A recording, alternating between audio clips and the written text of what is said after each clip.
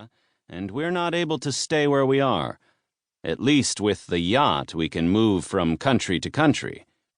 But anyone who is holidaying in, say, Australia or Europe, once their visas expired, they became illegals and were locked up in detention centers. Nobody knows what to do with them. Pauline gasped. "Oh my God!" Gunnar twisted his hand around the knot on his robe. "But that could be millions of people." "Correct. It is. Ah, there you are." Charlie stood and strolled to a man who walked toward them with an exaggerated swagger. Charlie and the newcomer kissed on the lips, and then with their arms around each other's waists, they turned to their guests.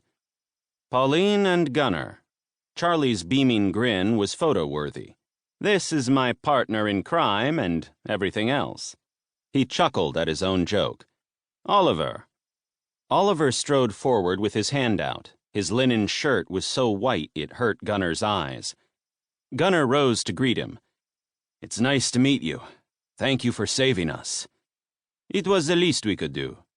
Oliver shook Pauline's hand. "I don't know how we can ever thank you." Pauline's voice quivered. "I didn't think we were going to make it." Oliver clutched his chest.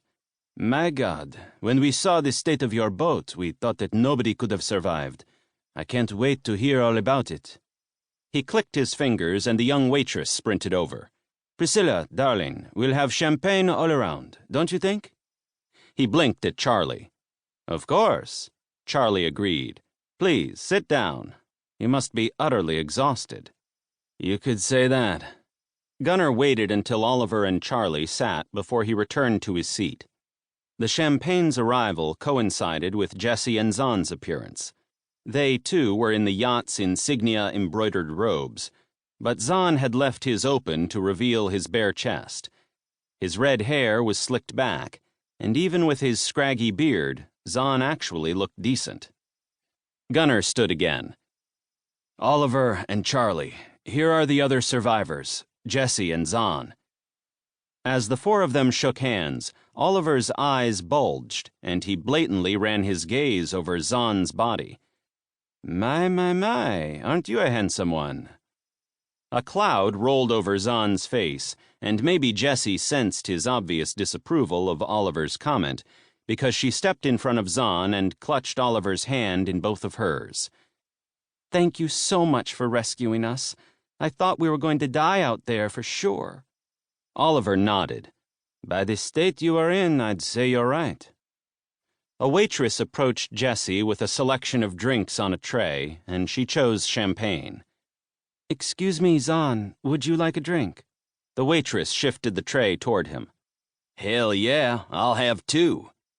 Zahn clutched a beer and downed it in one go. Then he grabbed another. "Thanks." "Now, please sit. I have a million questions for you all." Charlie pulled out a chair for Jessie, and she sat. Zahn plonked into his at her side. "So, let me get this straight." Oliver paused with a crystal flute in his hand. "You are on a cruise ship, is that right?" "Yeah, until Captain Dickhead here fucked it up for everyone." Zahn swigged his beer. Charlie gasped. Oliver's eyes bulged, and Pauline scowled. Jessie burst out laughing and placed her hand on Zahn's arm. "Oh, he's so funny. Gunnar, how about you tell them what happened?" Gunnar wanted to scream. He didn't want to tell the rotten story. Not now. Not ever. He wanted answers. But he also needed their help. And the best way to get that would be to gain their sympathy.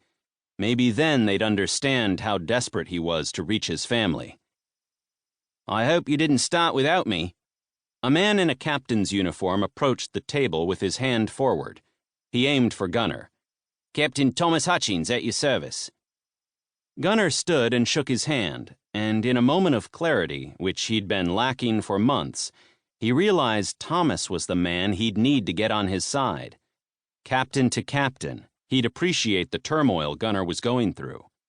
For the first time since the captain label had been thrust onto him, he was glad he could use it. He cleared his throat.